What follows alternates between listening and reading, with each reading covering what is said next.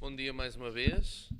Vamos agora dar início ao workshop Os Segredos da Memória, com a doutora Patrícia Amaral, licenciada em Estudos Portugueses pela Universidade do Algarve, com uma especialização científica em cultura portuguesa.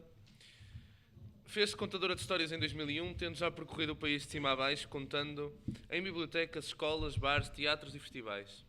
Em 2013, criou e coordenou o Festival de Narração Oral Contos da Avó, em Joana, em Famalicão, e sob a égide do Teatro de Didascália. É formadora em tradição oral, teatro e expressão dramática, voz e didática nas artes performativas. A palavra é sua.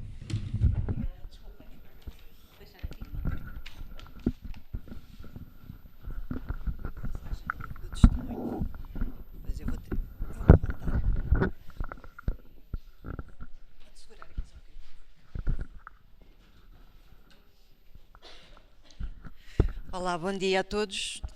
Eu vou-me levantar porque isto é um workshop muito informal.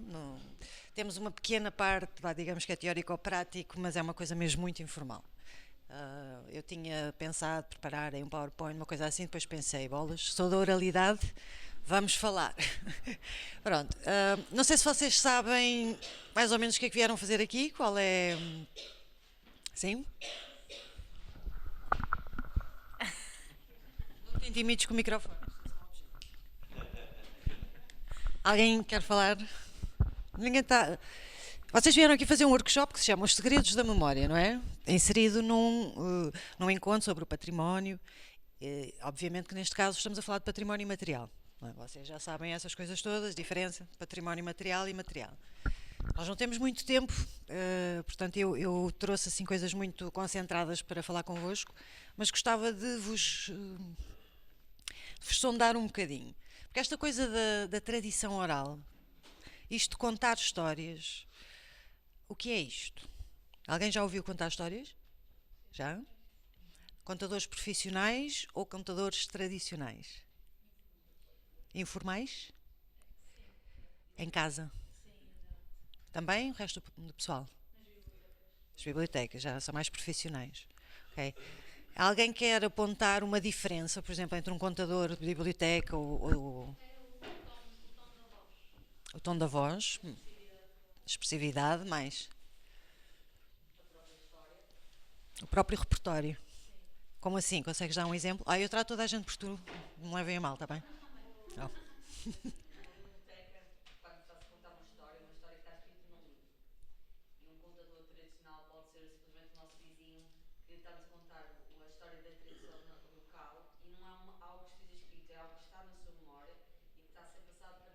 Muito bem.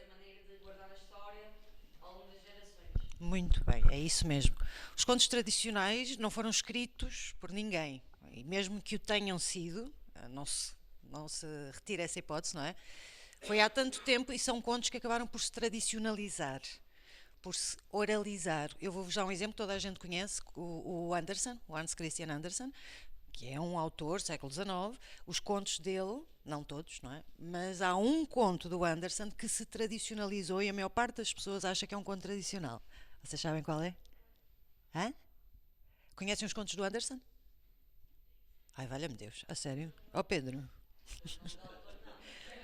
Hans Christian Andersen escrevia contos para crianças, escrevia, por exemplo, A Vendedora de Fósforos, Soldadinho de Chumbo.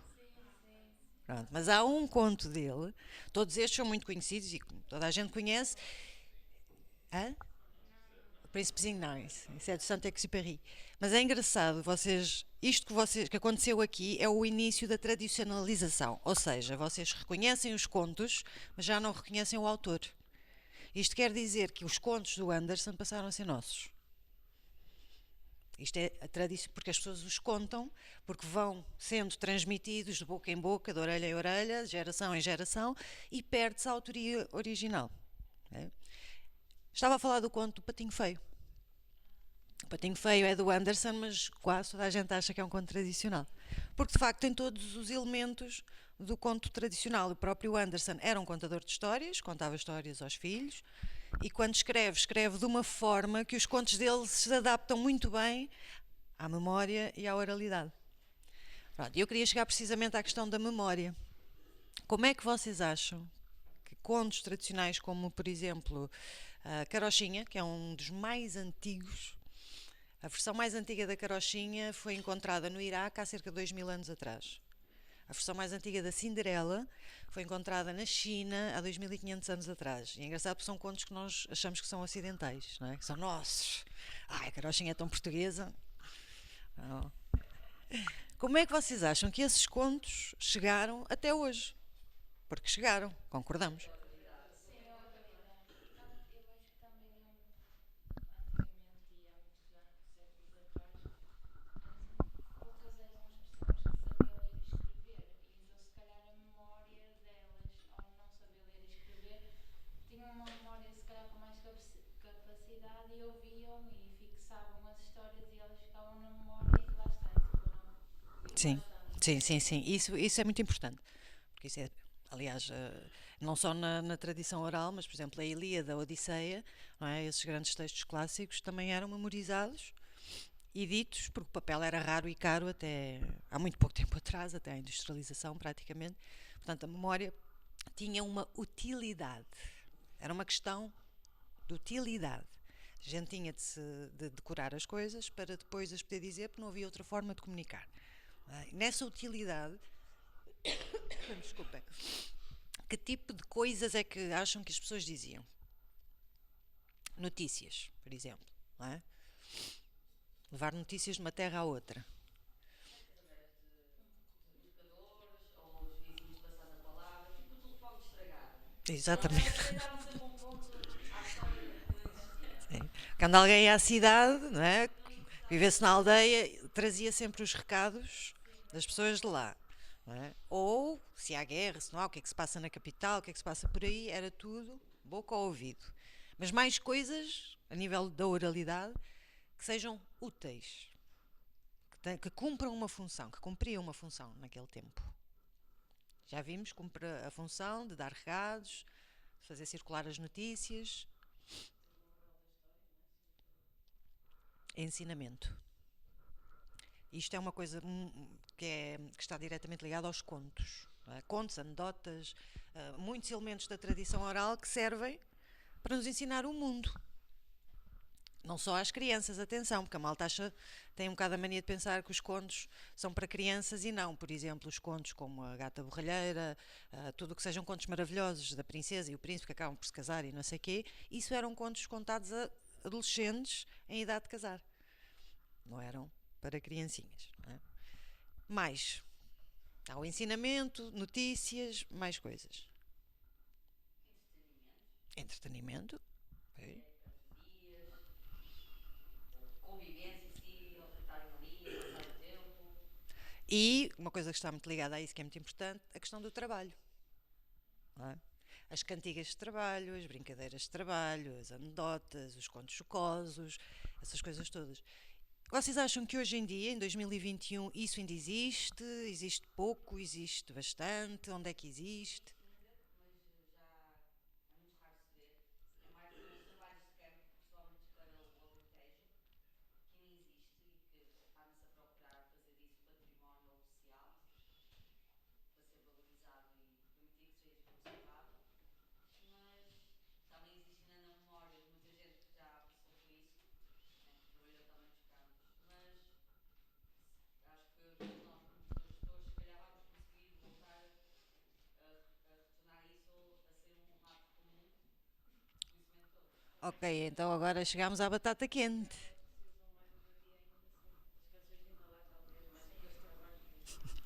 Há aqui uma questão que é, e vamos já a seguir começar a falar da recolha em si e dessas questões, não é? Que é um bocado o que ela está a dizer. Nós também temos de perceber a questão da utilidade e da funcionalidade é muito importante no que diz questão ao património, no total, no geral, não é só a narração oral. Não é? Um exemplo, um cesto de verga foi abandonado porque apareceram os cestos de plástico, que são laváveis, são duráveis. Não é? Portanto, o cesto de verga perdeu utilidade, passa a ser peça de museu. A tradição oral, isso também acontece. Aquelas coisas que já não têm utilidade, que já não fazem sentido, vão ficando pelo caminho. Não é? Mas o que é certo é que temos ainda muito.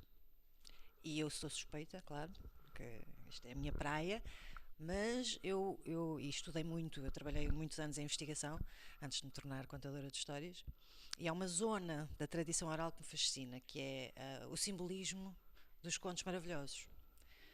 Porque os contos maravilhosos, por excelência, são aqueles que explicam mais o mundo, que vão recorrer a arquétipos. Não é? Os arquétipos são os pais dos símbolos. Não é? Temos a morte, o nascimento, a velhice, o casamento, pronto. E tudo isso fica expresso nos contos de uma forma muito encriptada. Por exemplo, a simbologia do sangue. Se vocês começarem a ler contos de heroínas, nunca mais vão lê-los da mesma maneira.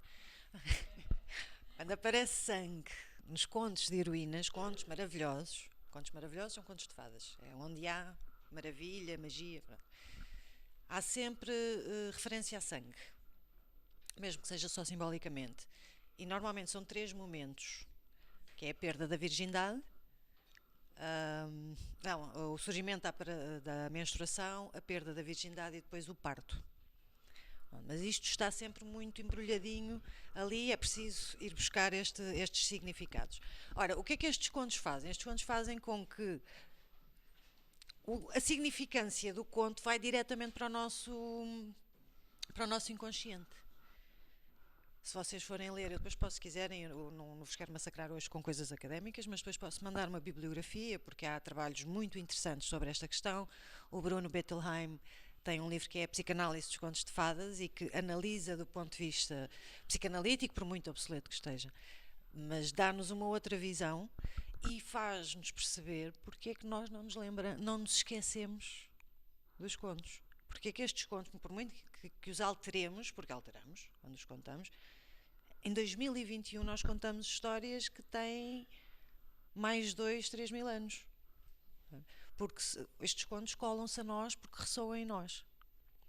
Eu, pessoalmente, como contadora de histórias e como coletora também, eu não consigo contar histórias ou lembrar-me de histórias que leia. Eu tenho de ouvir.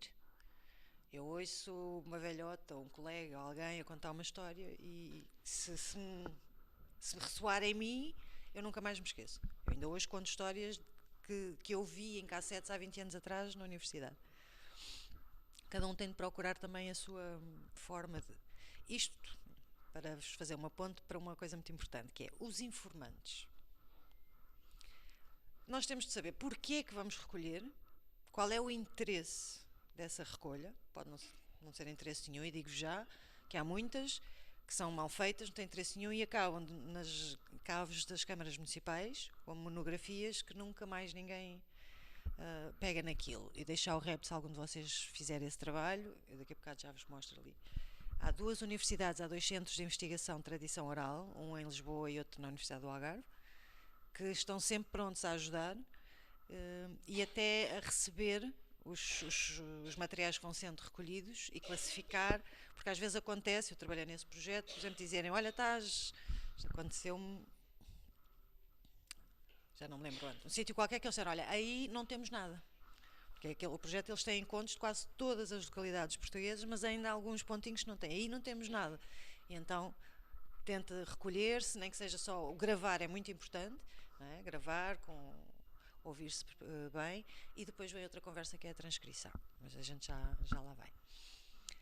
A nível de informantes, que tipo de informantes é que vocês procurariam para vos contarem histórias? É?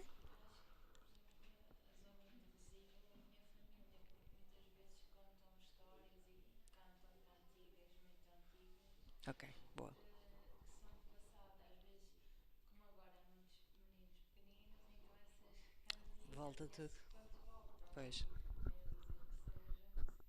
dizer que seja, começam a cantar aquelas canções tradicionais. Pois. Passa-se no fundo, estamos sempre a transmitir a pessoa.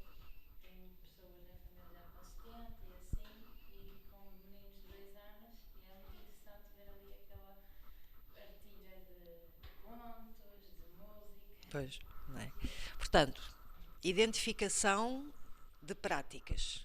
Foi o que tu fizeste, não é? Identificar esta prática existe naquele sítio com aquelas pessoas. Pronto. Mais, como é que escolhemos informantes ou descobrimos? Ela tem sorte que é a família dela.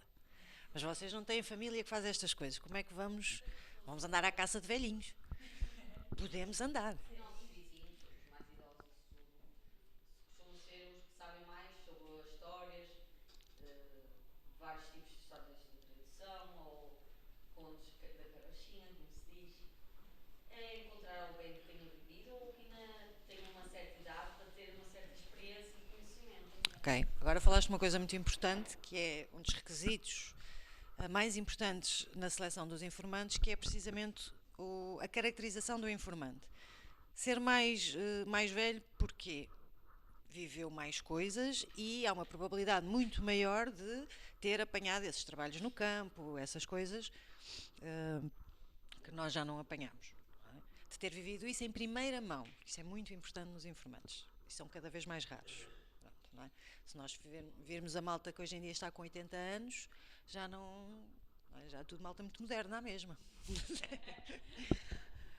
A questão da idade é muito importante. A questão da escolaridade, que também se torna cada vez mais difícil. Quanto menos escolaridade os informantes tiverem, mais fidedignos são.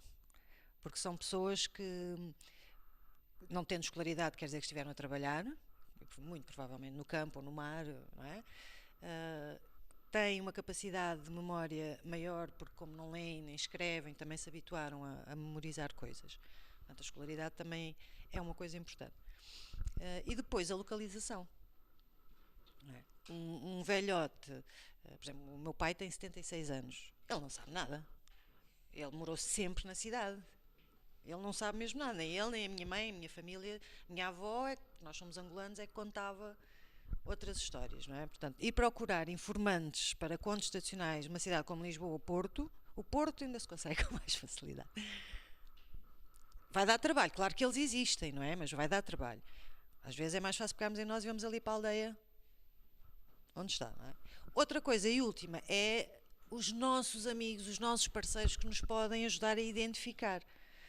Nós não sabemos tudo, não conhecemos todas as pessoas. Estivemos a trabalhar ou num museu ou numa instituição qualquer, é só uma questão de falar com a junta de freguesia, as sociedades recreativas, e perguntar, olha lá, não há aqui quem conte ou quem canta, ou umas coisas assim, e vamos descobrindo devagarinho e às vezes verdadeiros tesouros. Eu gosto muito de ir para as tascas, porque nas tascas há pessoas copos e tal, mas acontecem coisas. Muitas vezes, já quando aquilo vai adiantado, alguém pega no acordeão e começam a cantar à desgarrada. Ou começam ao desafio, ou um conta uma anedota e depois nunca mais se calam. Cá em cima então é um manancial de anedotas daquelas. E é muito giro porque são coisas espontâneas. Não é? Então o que é que nós andamos, há bocado falava-se um bocado disso, andamos aqui um bocado armados em meninos da cidade, neofolcloristas, isso a gente não quer, a querer provocar uma coisa que se calhar já não existe. Não é? Porque há uma tendência muito grande de se fazer isso, que é, vamos reproduzir um serão tradicional de contos.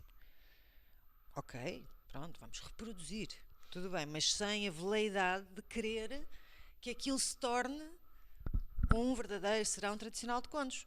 Porque os nossos serões tradicionais de contos hoje em dia estamos todos sentados a olhar para a televisão. Ou então estarmos num café e sim a contar histórias.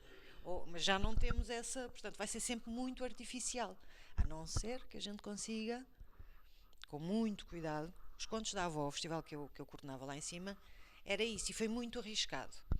Porque nós queríamos atuar junto de idosos que viviam isolados, sozinhos, em Joane, identificámos, havia um critério também de o idoso saber coisas, e todos sabiam, ali naquela vila toda a gente sabe.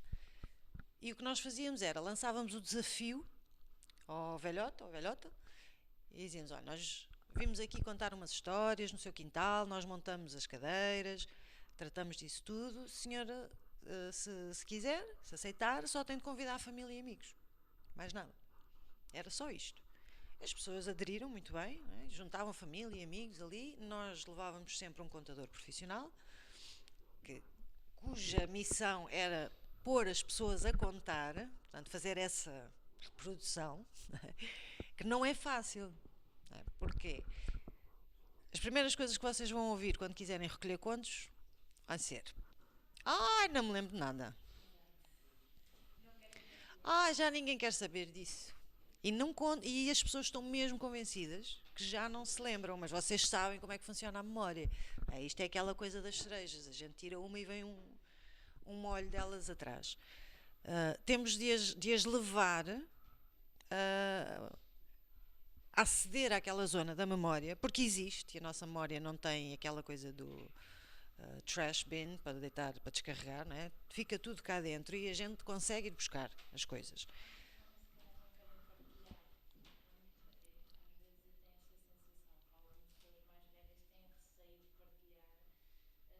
As suas experiências, ou por vergonha, ou então porque não conhecem bem as pessoas. Sim, isso é fundamental. E é assim, quando vocês forem tentar recolher qualquer coisa, têm de pôr sempre a pessoa extremamente à vontade. Não se pode obrigar a pessoa a contar. Isto vem de uma conversa muito natural. O que nós fazíamos era, por exemplo, eu começava a contar uma história que eu sabia que se contava bastante naquela localidade. E se calhar, a meio da história, esquecia-me. Ui, já não me lembro. Alguém se lembra? E vê sempre alguém: então, mas isso era não sei o quê, mas conte lá. E quando dávamos por nós devagarinho, depois o outro dizia: não é nada disso. Não era assim que a minha mãe me contava. Então, como é que era? Nunca nesta posição, não é? De palco-plateia, sempre em círculo, com vinho, com presunto, conversar uns com os outros, e as coisas aconteciam. E uma vez estava uma senhora da plateia a contar, contou imenso aquela senhora, e ela dizia que não sabia nada. E estava a neta dela a olhar completamente encantada. E a senhora, quando acabou, a neta virou-se, uma miúda, tinha 6, 7 anos, disse: avó, não sabia que tu sabias tantas histórias bonitas? E a avó ficou assim a olhar: e o quê? Não me diga que nunca contou histórias à sua neta. Ela disse: eu parti do princípio que ela não queria saber. Ela só quer saber do Game Boy, da PlayStation. Então nós também somos preconceituosos, não é? Nós adultos, nessa coisa. Os miúdos gostam sempre de ouvir histórias, e eu até digo mais: toda a gente gosta sempre de ouvir histórias, porque é uma coisa que funciona muito bem. Pronto, agora só falar um bocadinho sobre transcrição, porque eu queria pôr-vos a fazer um exercício. Diz-me as horas, faz favor. 12:02. Ainda tenho uma hora e tal. Espetacular. Ok. Alguém aqui alguma vez experimentou transcrever qualquer coisa? Presença histórias. Sei lá, apontamentos de aulas que gravaram, transcrever. Sim? Quais foram as dificuldades que encontraste? Não saber o que dizia lá ou Não perceber. e não há sítio para pesquisar. Ok. Muito rápido. Se for um áudio para transcrever o áudio, uma pessoa pode às vezes tentar pesquisar e não aparecer nada. Pois, sim. Ok, mais dificuldades. Dificuldade em perceber, mais. No meu caso, agora tentei transcrever de inglês para português. Eu fui uma entrevista para o trabalho e a pessoa falava em inglês e mesmo estava a traduzir do inglês para português, mas tentar manter o mais fiel possível ao inglês. Ok. Complicado, tive que ouvir pai umas 20 vezes no mínimo só para 5 frases quase. Pois. Mais dificuldades que tenham sentido. Diz. Quando vou tirar apontamentos, era muito rápido. Quando vou transcrevê-los, às vezes não entendo a própria letra. Ou o sentido da frase. De onde é que isto surgiu? Isto não faz senso nenhum. Exato. É isso. Ok. Na transcrição da oralidade, uma coisa é logo essa, que é quando não se percebe o que está ali. E às vezes, por muito cuidado que tenhamos a gravar, acontece, depende do interlocutor, se há um bocadinho de vento, pronto, pode acontecer isso.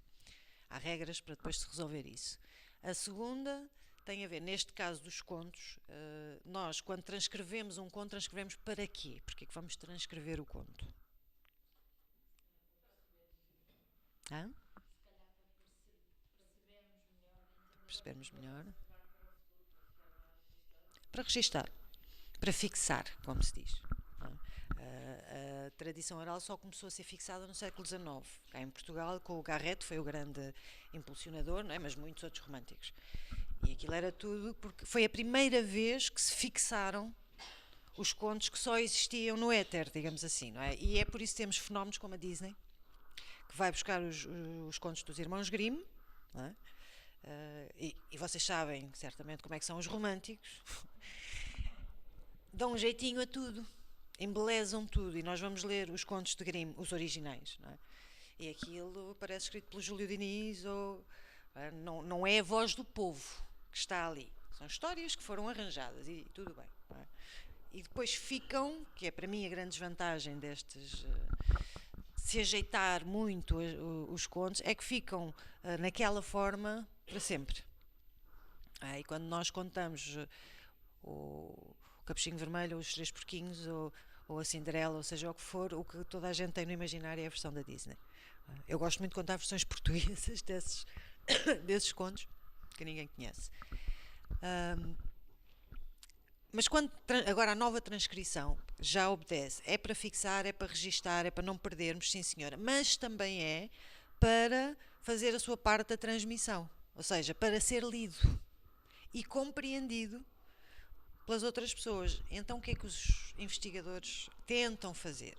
Eu gosto muito de fazer isto porque é um desafio, que é transcrever como se ouve. Transcrever de forma a que a pessoa que leia consiga ouvir o conto, porque uma boa transcrição vocês conseguem ouvir, porque estão lá as interjeições, estão as pausas, estão isso tudo, sem dificultar a compreensão, porque há transcrições que são tão fiéis, que imaginem uma pessoa que está a contar e tem, pois, não, depois ele foi fazer não sei o quê, e não sei o quê, e o transcritor põe todos os ans. Isto torna-se extremamente cansativo para quem está a ler, é redundante e não contribui em grande para... Pronto, é um trabalho muito especial, não é? Que não é fácil de fazer. Vocês gravam 5 minutos, levam 3 dias para transcrever, não é? Quem já transcreveu sabe, 2 ou 3 vezes mais de tempo para transcrever. Eu aconselho a filmarem, em vez de ser só áudio, se fizerem... Porque essas partes que não se percebem, com o vídeo e com os lábios, muitas vezes ficam mais claras. Eu comecei a transcrever as velhotas da Serra do Caldeirão, do Algarve, de Salir, que tem um sotaque. Eu às vezes ficava dias e dias só para perceber uma palavra. Agora caso ninguém me entende, falo muito rápido, depois tenho o saco a pôr, nem minha mãe consegue entender. Pois. Mas há coisas difíceis. E ali, malta do Barlavento, uma vez apareceu uma que era maldiçoado peixe que havia de aparecer ao Zé Jorge. E eu ouvi. Eu tive de mostrar a cassete a um amigo meu de Lagos. Disse, mas o que é que eles estão a dizer aqui? Ele estava a dizer amaldiçoado peixe que havia de aparecer ao Zé Jorge, mas aquilo era maldiçoado peixe que havia de aparecer ao Zé Jorge. Não consigo, mas sabia que aquilo era o corolário da história e que não... Pronto, eu tinha de descobrir aquilo. Portanto, é assim. Agora, vou-vos desafiar para um pequeno exercício, ok? Eu vou pedir-vos que se juntem 2 a 2. Pode ser? Se forem ímpar, fica um grupo de 3. E que contem um ao outro uma pequena história. Mas assim, muito pequena. Uma história da vossa vida, uma anedota, um resumo da telenovela, coisa muito curtinha, uma coisa muito curtinha, mas também não tão curtinha. 5 minutos. A outra pessoa vai transcrever, eu tenho aqui folhas para vocês, vai transcrever.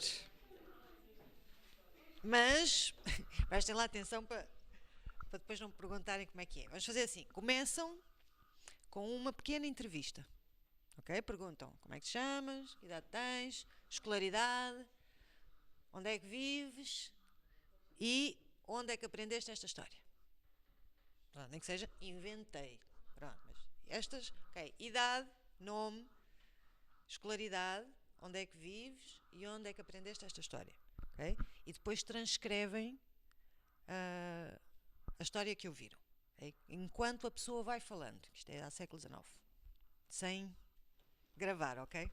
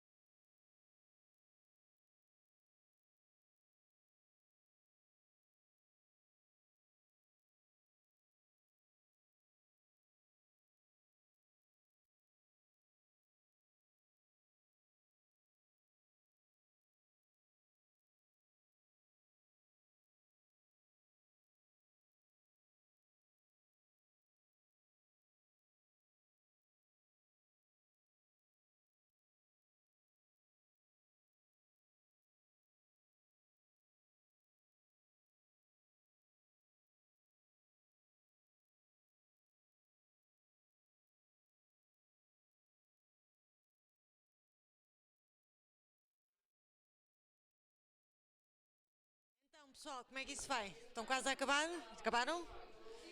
Quem é que já acabou? Boa. Falta muito o resto do pessoal? Não? Mais 15 segundos.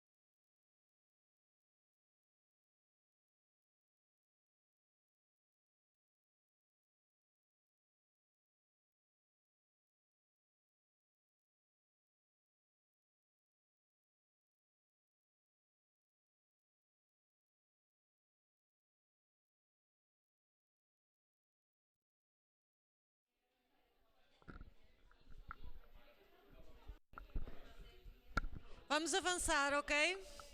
Não faz mal se não acabaram. Alguém quer fazer algum comentário? Como é que isto correu? Porque eu quero fazer alguns. Correu bem. Isso não é um comentário. Foi interessante. Não é fácil transcrever. Porquê? Porquê? Porquê? Pessoal, vamos avançar, está bem? Não faz mal se não acabaram. Ou podem acabar depois, se gostaram. Porquê que é difícil transcrever? Que acontece normalmente, ou seja, quem está a contar a história conta de uma forma fluida, não é? Conseguimos acompanhar, e depois também a forma como a colega conta a história, a minha interpretação da história, que posso conhecer um bocadinho, faz com que também mude algumas palavras, também é fácil. Pois.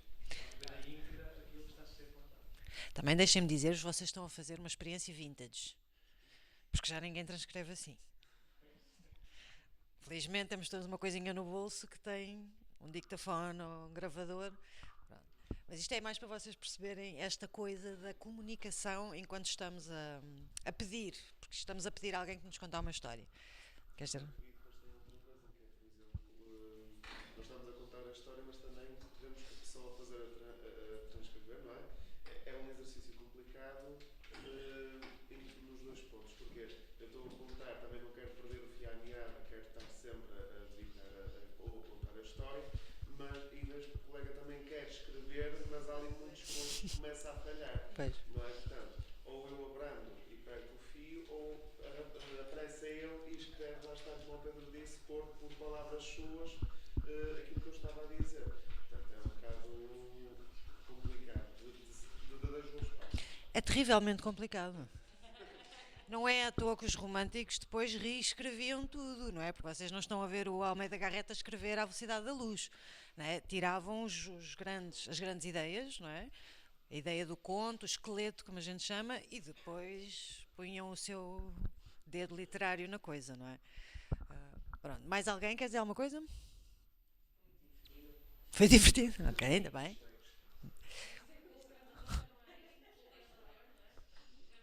Não. Com o gravador é o teu tempo, não é? Volta para trás e repete e não se quebra a frescura da narração. Pois eu estive a observar-vos.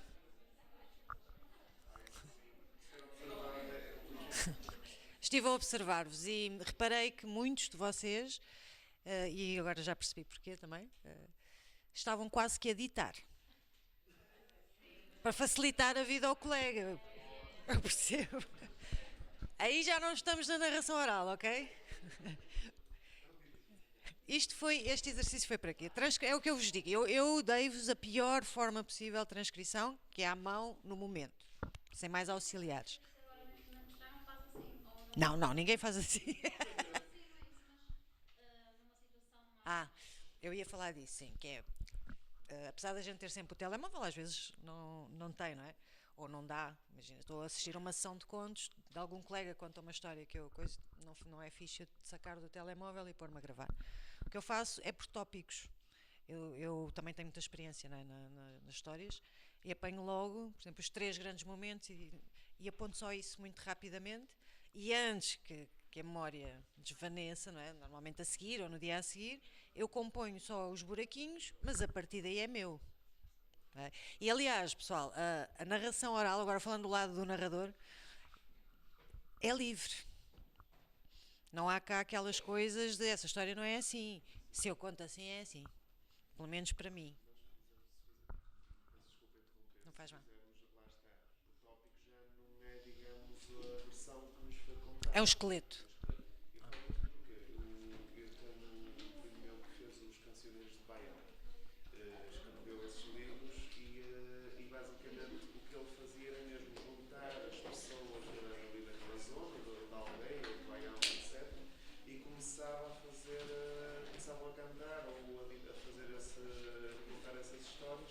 Ele ia maioritariamente apontado. À mão. E Pois. perdia ali género de uma tarde inteira, pronto, com outras coisas à mistura, com pronto, o convívio, e aí sim escolhia tudo para não perder a identidade, neste caso, de quem contou, não é?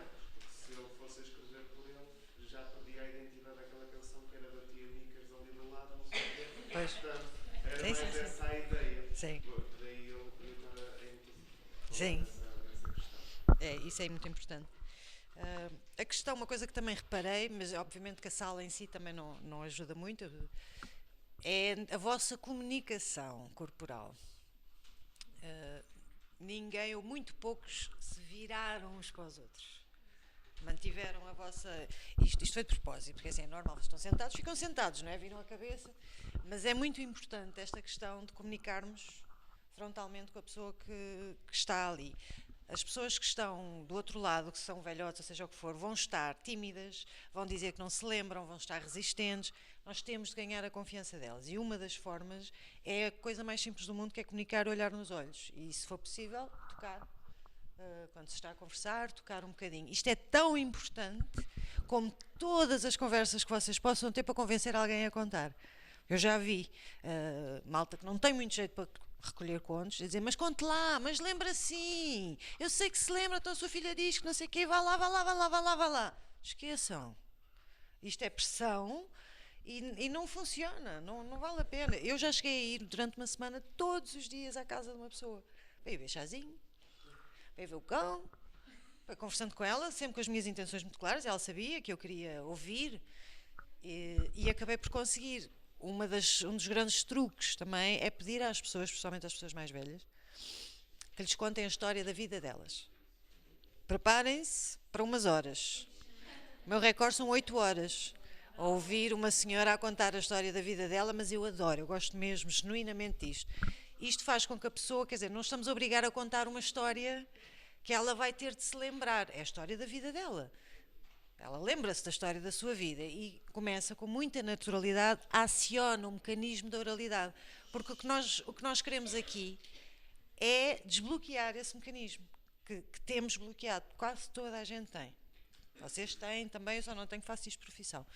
Porque a gente esquece. Deixa de ser útil na nossa vida, deixamos de usar, não temos crianças pequenas, não temos não sei o quê. Esquecemos. Mas não desaparece, não é? E esse desbloqueio, que para muitas pessoas é muito complicado, não tem de ser complicado, eu garanto-vos, não é. tem a ver com generosidade, tem a ver com comunicação, tem a ver com vocês gostarem realmente de ouvir, porque senão não vale a pena, mas vale ir a outra pessoa. E nós não temos de ter jeito para tudo. Atenção, não é? Há pessoas que têm perfil para fazer isto, há pessoas que até gostavam de ter, mas não têm. Não, porque é preciso muita paciência mesmo, assim, uma tranquilidade, ficar ali horas e horas e horas a ouvir a pessoa, ganhar essa confiança. A gente ouve dizer que a pessoa precisa de sei lá, um remédio qualquer, não tem Vic, e nós lembramos e vamos buscar o Vic e entregamos depois àquela senhora, e garanto-vos que ela começa, porque vai desbloquear, porque isto até entra no plano da neurologia, como é que a nossa memória funciona e como é que a gente a pode desbloquear. Não é um trauma que está ali, é uma coisa que, quando a pessoa se sentir confortável e achar que aquilo é importante, vai lembrar-se daquilo. E de repente abrem a porta, e isto acontece muitas vezes, que é depois é um manancial e sai. Elas até dizem, eu já nem sabia que sabia isto, nem me lembro onde é que aprendi isto, mas as coisas saem. Vocês como gestores do património vão certamente parar-se com estas questões de oralidade, seja em museus, seja onde for, tanto na narração como na questão da preservação da oralidade. Queria deixar-vos assim umas dicas, estas dicas de, se quiserem ser vocês a ir lá recolher, vão aprender mais. Há guias de recolha, isto é só um workshop de 1h30, isto não dá para nada. Acompanhar quem já o faça é muito importante, tentar perceber, para podermos ir recuperando, porque não é, há quem diga, no século XIX fizeram-se montes de recolhas, Adolfo Coelho, Consigliere Pedroso, Tei de Oliveira, esses gajos todos, sim, é verdade, mas de lá para cá já se passaram 100 e tal anos, não é? E nós achamos que está recolhido, não, porque a tradição oral transforma-se, não é estanque. E os contos que a gente recolheu há 100 anos atrás não são certamente os mesmos que a gente vai recolher agora aqui. É? A minha professora na universidade, a primeira coisa que ela me ensinou em literatura oral foi que os contos tradicionais não são peças de museu, que têm de se adaptar, porque senão as pessoas deixam de se interessar e de contar.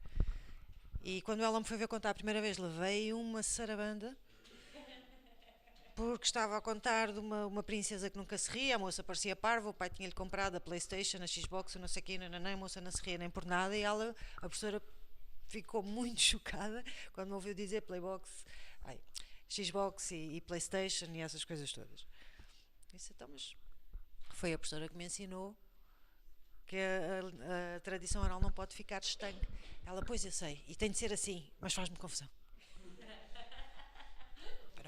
Eu não vou dizer aos miúdos, não é? Que comprou um cavalinho de madeira e não sei o que, que os miúdos não têm essas referências. Mas se eu disser, tinha as consolas todas, a moça não pronto. Vou-vos mostrar agora aqui uns sites que podem ser do vosso interesse.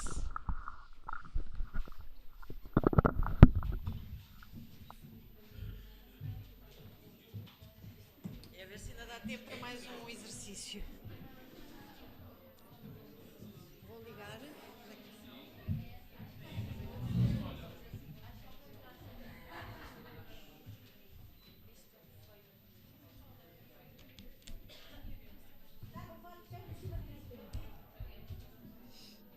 Pois é, quando liga o projetor, eu fico sem ecrã.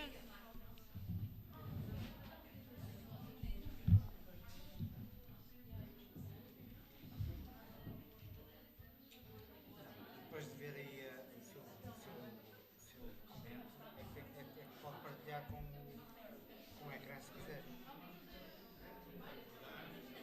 É que já há bocado, sempre que liguei, eu fico sem monitor.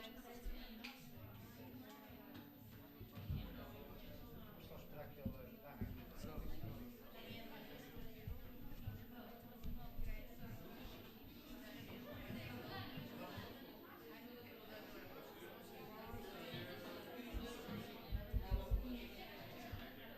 provavelmente este computador não é indicado para a massa.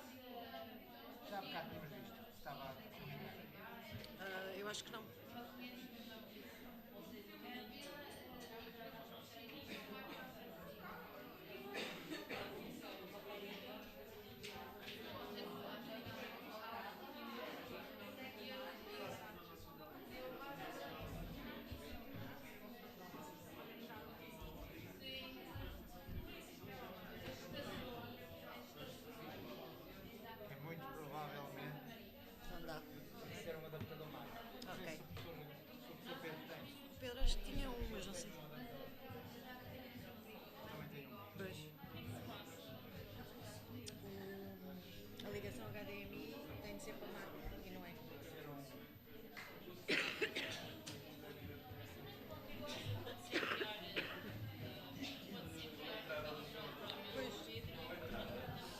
HDMI.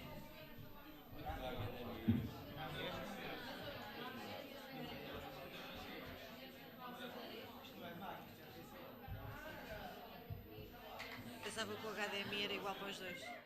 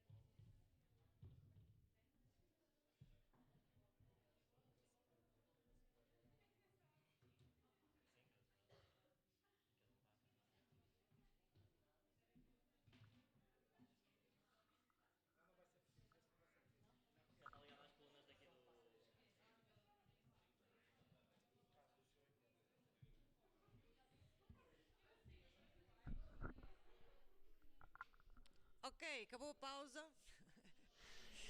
Estamos quase a acabar também. Queria só mostrar-vos aqui. O seu som está desativado. Está bem. Ok, isto é o IELT, é o Instituto de Estudos de Literatura Tradicional da Universidade Nova de Lisboa, que também fazem muitos estudos, muitas recolhas, classificações, essas coisas todas. E tem uma equipa incrível e são extremamente versáteis. Portanto, vocês precisarem uma coisa assim mais séria, a nível de projetos de tradição oral, o IELT é um bom parceiro. Nem que seja a nível de consultadoria, porque tem vários contadores de histórias a trabalhar lá também, portanto é um sítio porreiro para recorrer, se precisarem. Mais académico, não é? Depois temos aqui o... acho que é este. Não? Onde é que estão os parados? É aqui. Este é do Centro de Estudos Até de Oliveira, onde eu trabalhei no Estado do Algarve. É o lendário, isto vê-se muito mal, mas não faz mal.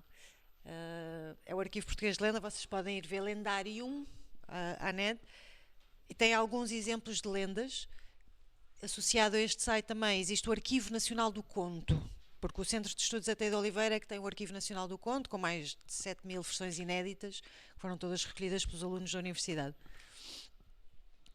São referências, se quiserem, precisam de um conto, de uma lenda, por alguma razão, são boas bases de dados, não tem muitos, mas tem alguns e dá para entrar em contacto depois com os investigadores e se precisarem eles são impecáveis. O Paulo Correia e o José Joaquim Dias Marques, imaginem que vocês querem trabalhar o conto da costureirinha, por exemplo. Ligam para lá e gostavam de ter várias versões da costureirinha ou da lenda da conquista não sei de quê e o que eles têm eles arranjam. Portanto, são bons, é um bom contacto também. Eu sempre que ando por aí, recolho, não sei o quê, mando tudo para a universidade. Isto do ponto de vista mais académico. Agora vamos sair do académico. E temos aqui... Vamos aqui primeiro. Memória Média. Alguém conhece este projeto? Okay. Memória Média é do José Barbieri, que começou por Carolice a filmar contadores de histórias. E isto cresceu de forma a que a Memória Média neste momento é uma base de dados incrível de informantes contemporâneos. Tem uma recolha muito grande, tem os técnicos que fazem... não era comigo? Os técnicos que fazem as transcrições são pessoas também habilitadas. Portanto, é um projeto que é meio académico, meio não académico. Pronto, já está a sair da coisa exclusivamente académica como é o IELT e o CAO, porque o seu objetivo é estudar. Este já alia o estudo à prática. E o site é muito interessante. Vocês veem aqui o Mano Vitorino. Isto não dá para...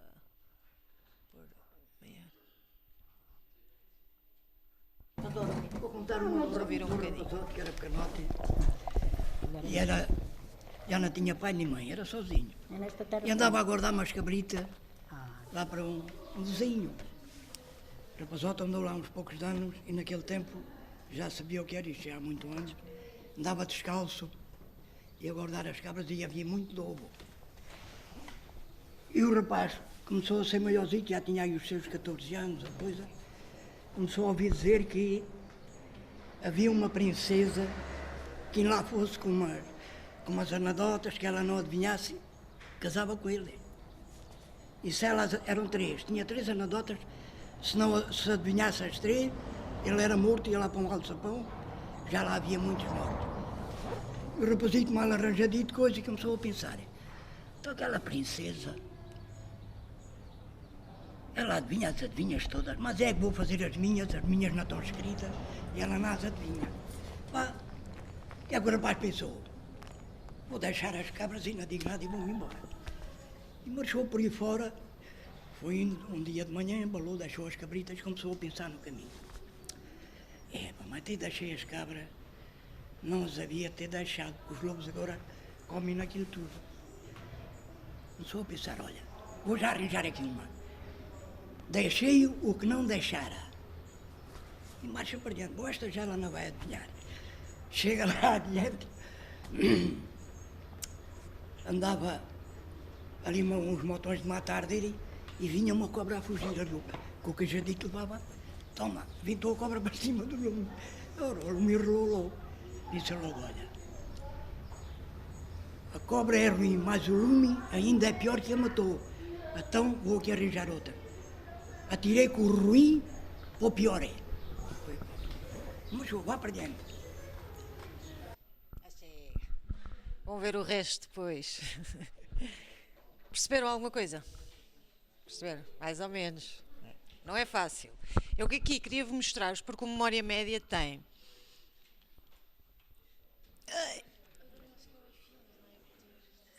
Não, está bom assim, está bom. Pá, vocês não estão a ver bem, não percebo porquê. Mas isto aqui é a ficha de caracterização do conto, portanto tem, e vocês trabalham em instituições, isto é importante, se fizerem recolha. Tem um resumo do conto, que é sempre muito importante, principalmente se for escrito em português e em inglês, porque depois serve, é muito fácil haver as comparações, encontrar versões novas, pronto. Tem a classificação, que já é outra. Há uma classificação que dá números aos contos. Por exemplo, o meu preferido é o 425, que é a Bela e o Monstro. O 513 é o Capuchinho Vermelho. O 510 é a Bela Adormecida, que depois engloba, imagina, o 510A, 510B, depois muitas linhas, engloba a grande versão da Cinderela, não é? Mas depois com todas as alternativas e as variantes. São 2 volumes assim, de um catálogo que parece matemática, mas é muito fixe. E para contadores de histórias, porque a gente lê, imaginem, tem o 425A, o noivo animal, a rapariga é prometida em casamento a um noivo, ela não quer, o pai obriga. Pronto, vai assim por estas linhas. Isto permite-me a mim, como contadora, ir buscar contos ao catálogo sem ter de os ler, percebem? Só aquelas alineazinhas das sinopsitas já nos dão uma imensidão e dá imenso jeito para quando precisamos de um conto específico para qualquer coisa. Natal, Páscoa, sempre as efemérides. É uma seca, mas pronto, tem de ser.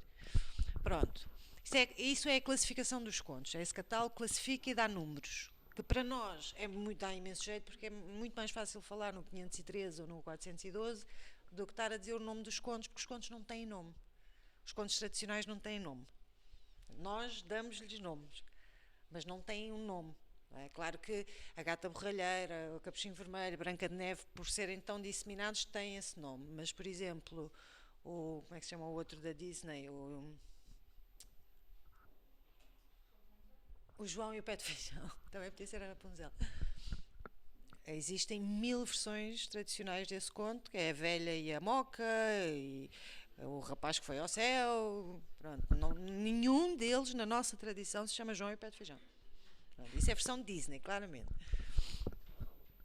Por isso a gente refere-se a números e não a títulos. Depois tem aqui este texto que vocês não conseguem ler, é a transcrição literária. E logo a seguir, aqui, clicam, e tem a transcrição literal, que é pena vocês não conseguirem ver. Transcrição literária, digamos que é à moda dos Grimm. Transcrição literal é a transcrição já respeitando a oralidade. Sim, sim. A outra está toda, a literária está bem escrita, pronto, está com as vírgulas no sítio, com tudo pronto, digamos assim, para ser publicado. Tá? Num livro para o público em geral. As transcrições literais são para investigadores, para contadores de histórias, não é qualquer pessoa, para pessoa que se interesse, claro, não é? Que se interesse por isso, mas o público em geral prefere a transcrição literária. Fica mais direitinho. Porque aqui tem isto são só ainda os dados, 3 adivinhas.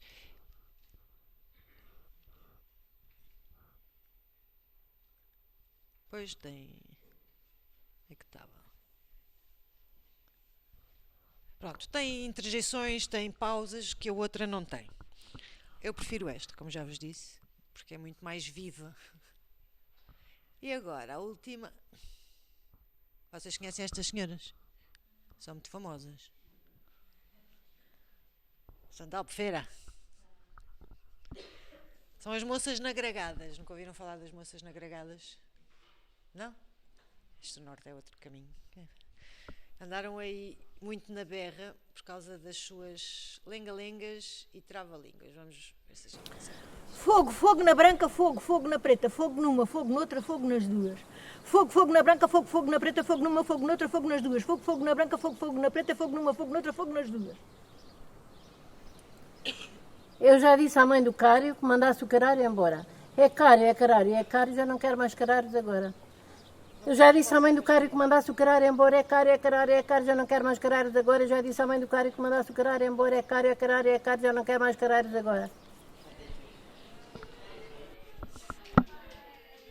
Ainda bem que estamos no Porto. Eu juro que não foi de propósito. Eu escolhi o primeiro vídeo.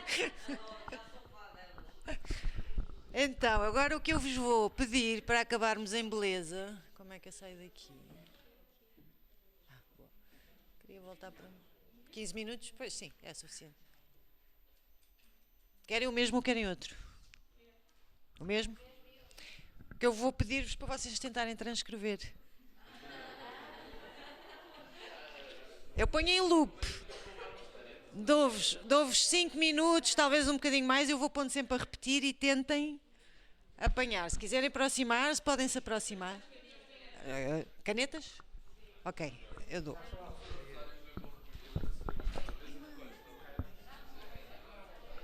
Eu tenho tendência para o desastre.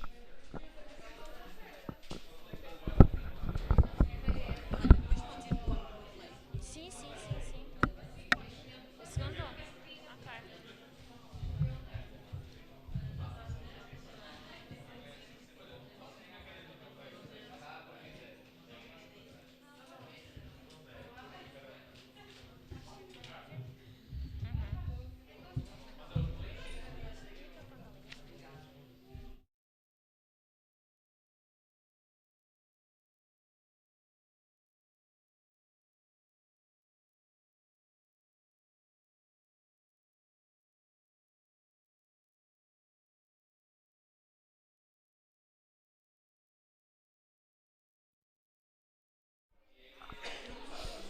E os meninos lá de casa também, ok? Sempre quis dizer isto.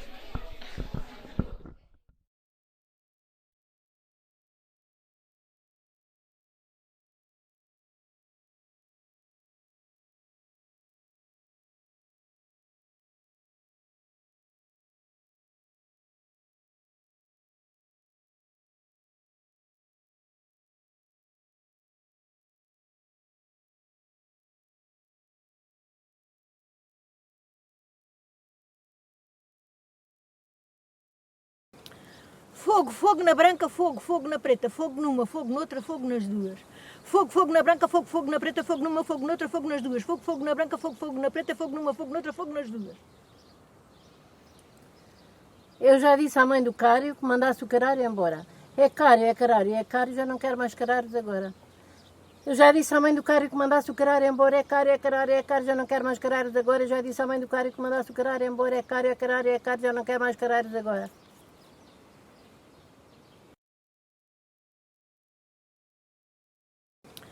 Fogo, fogo na branca, fogo, fogo na preta, fogo numa, fogo noutra, fogo nas duas.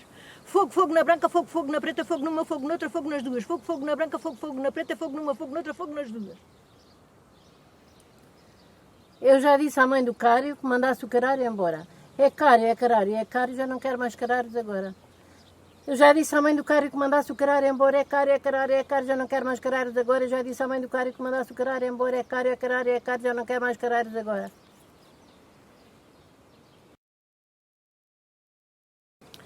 Fogo, fogo na branca, fogo, fogo na preta, fogo numa, fogo noutra, fogo nas duas. Fogo, fogo na branca, fogo, fogo na preta, fogo numa, fogo noutra, fogo nas duas. Fogo, fogo na branca, fogo, fogo na preta, fogo numa, fogo noutra, fogo nas duas. Eu já disse à mãe do Cário que mandasse o carário embora. É Cário, já não quero mais carários agora. Eu já disse à mãe do Cário que mandasse o carário embora. É Cário, já não quero mais carários agora. Eu já disse à mãe do Cário que mandasse o carário embora. É Cário, já não quero mais carários agora.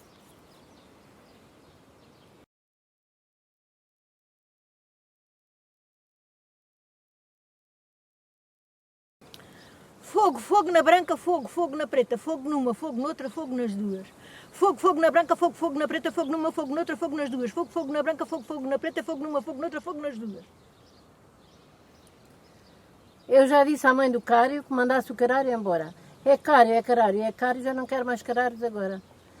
Eu já disse à mãe do Cário que mandasse o Carário embora. É Cário, é Carário, é Cário, já não quero mais Carários agora. Eu já disse à mãe do Cário que mandasse o Carário embora. É Cário, é Carário, é Cário, já não quero mais Carários agora.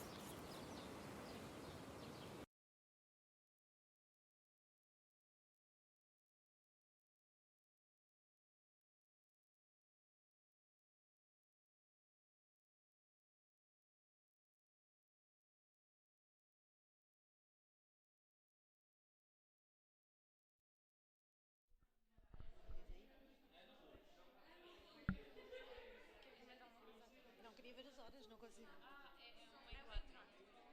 Meio quatro. Então, conseguiram? Quem é que quer dizer a primeira? Levanta-te.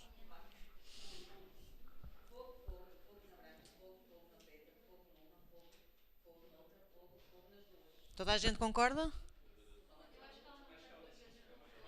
Olha, lê lá outra vez, mas mais devagar.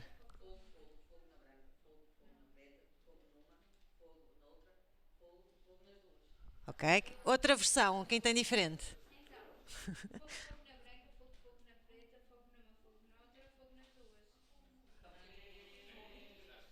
Alguém tem uma terceira versão?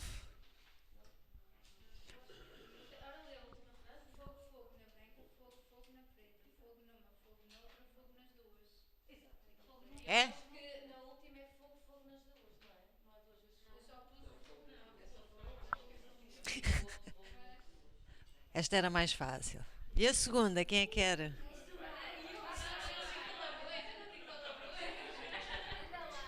Podem fazer pi em vez de. Isto é tradição oral, pessoal. Aqui há palavrões.